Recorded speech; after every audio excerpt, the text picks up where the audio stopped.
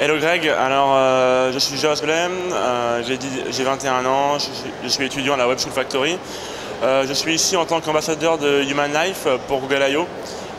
Mon job c'est de faire un retour sur tendance et de voir les prochaines évolutions d'Android, Android Wear et l'écosystème.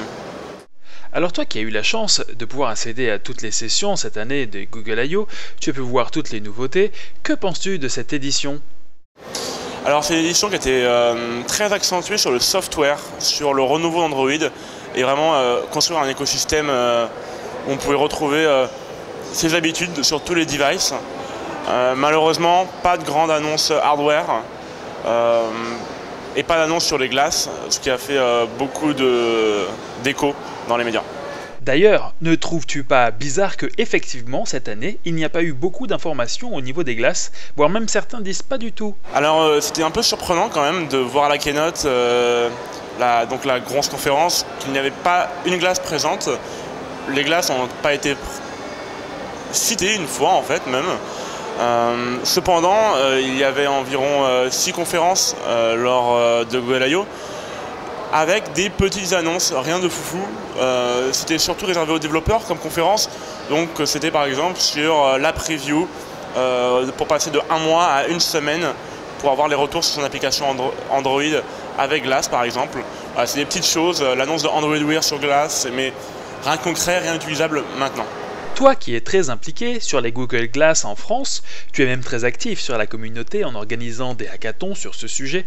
Que penses-tu de cette nouvelle selon laquelle on peut d'ores et déjà acheter des Google Glass sur le store Google Play en Angleterre? Je trouve que c'est une bonne chose, il était temps.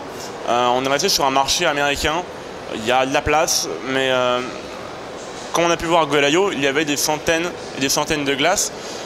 Et plein de gens n'étaient pas américains.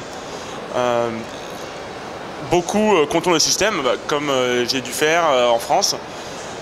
Avoir enfin un pied en Europe, c'est important, c'est-à-dire que les Google Glass sont un vrai projet, que Google mise dessus, qui commence à avoir une bonne expansion, même un bon regard sur l'étranger, parce que mine de rien, en Europe, c'est d'autres usages, d'autres façons de faire, une autre culture.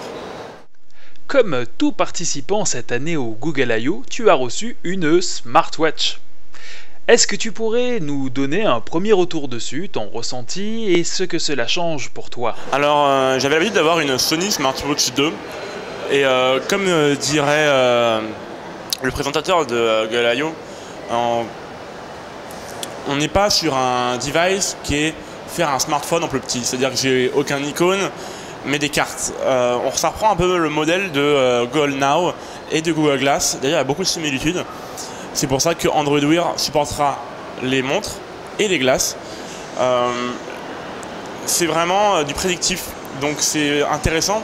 C'est supprimer toutes les notifications. C'est-à-dire que je reçois par exemple un message sur Facebook, je le reçois sur ma montre, je clique dessus, je vais sur mon portable, je regarde la notification, je réponds. La carte a disparu sur ma montre sans que je m'en aperçoive. Voilà, c'est vraiment on arrive vraiment dans l'ère du personal assistant, qui est une ère qui, selon moi, est très intéressante. Parlons justement d'usage, de prospective et du futur. Si tu devais retenir qu'une seule chose de ce Google I/O, qu'est-ce que ça serait? Écosystème. S'il devait y avoir un mot pour décrire Google I/O, c'est écosystème. On a bien vu que Google a décidé avec Android de mettre Android comme langage et après développer plusieurs sous-parties, donc Android Wear, Android Auto, Android One et plein d'autres choses comme ça. Le but, c'est de donner accès facilement à tous les devices avec une seule version.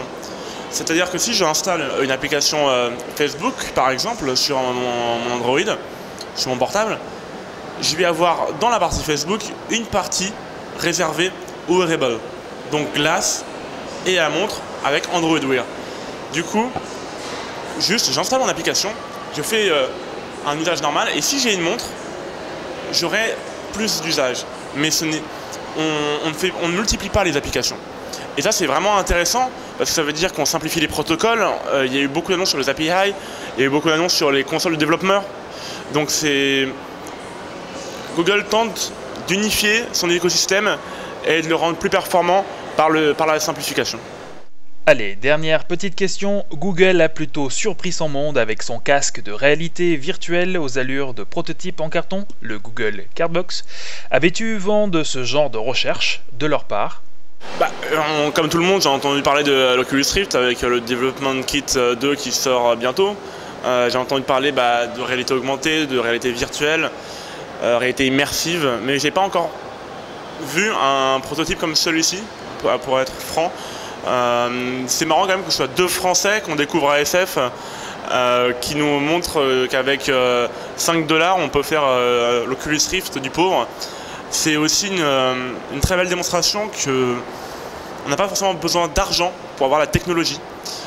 C'est tout bête, mais je pense aux pays du tiers-monde, je pense en Afrique, je pense même en France, parce que tout le monde n'a pas forcément les moyens d'acheter un Oculus Rift. Voilà, avec une planche de carton, avec un aimant et un NFC, on peut faire des choses. Pas besoin d'acheter ou de se préenregistrer sur Kickstarter pour avoir une technologie comme l'Oculus Rift. Donc c'est vraiment aussi donner l'accessibilité aux technologies et aux usages. Et pour ça, Google a montré son meilleur joueur, je pense.